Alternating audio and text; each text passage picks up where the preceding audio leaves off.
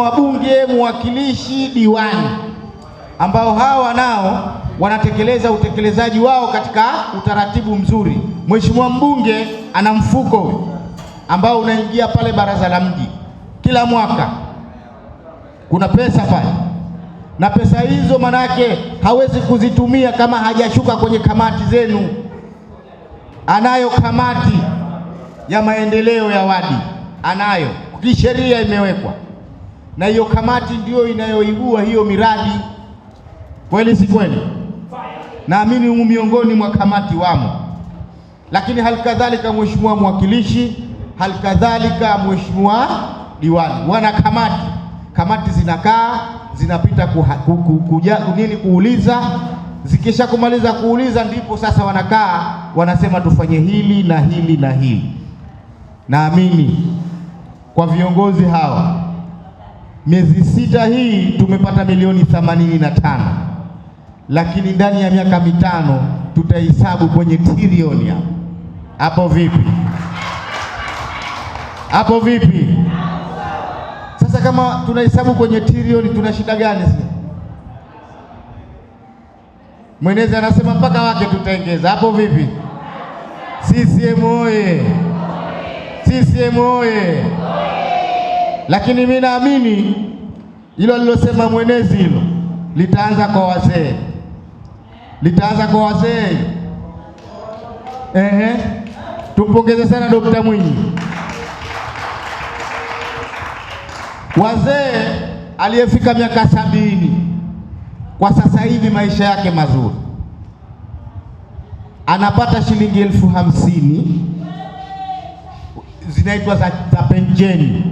Lakini kwenye Mei Mosi hii iliyopita Dr. Mwinyi kasema anawaongeza, hajasema ngapi. Wataoa hawaoi? CCM oye! CCM oye! Kwa hiyo mkija mkiona mnapigiwa hodi, msije mkadharau mzee yule ana pesa, na kwa kila mwezi inaingia, hana wasiwasi. Haya mafanikio yaliyofanyika katika hichi kipindi cha miezi 6 sio jemedari wetu, bali ni miongozo yenu na mashirikiano yenu mlotufanya mkasema hapana, twende hivi, tufanye hivi ili tupate kufika kwenye mafanikio. Kwa hilo nikupongezeni sana kaka zangu. Niwapongeze sana tena kwa sababu hawa wazee wetu na wapenda tunapokosea wanatuita, jamani twendeni hivi.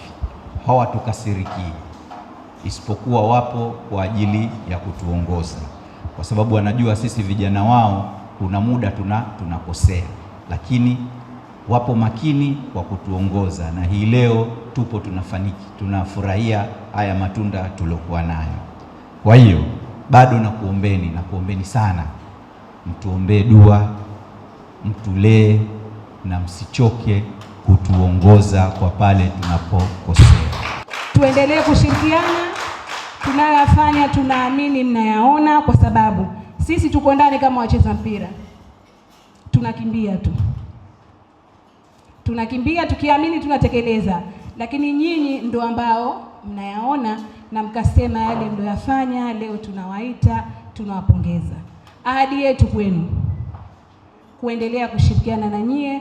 Baada haya tuliotekeleza, ambayo tayari nimetaja milioni 85 tumetekeleza kwa pamoja 85 na 350,000, basi tuendelee kufanya juhudi zaidi kuweza kuyatekeleza mengi zaidi, ili basi baada ya miezi 6 tena, kwa sababu hichi tulichokifanya ni miezi 6 jamani, baada ya miezi 6 tena tukija tena museme yale mlifanya, lakini leo mmefanya mengine mengi na mazuri zaidi. Sisi kazi yetu ni kutekeleza yale ambayo ilani ya Chama cha Mapinduzi inatuelekeza tuyatekeleze, hususan katika sekta ya maji, afya, elimu, barabara. Hayo yote Dr. Hussein Al-Hassan Mwinyi amefikia kiwango kikubwa sana. Tumpigeni makofi Dr. Hussein Al-Hassan Mwinyi.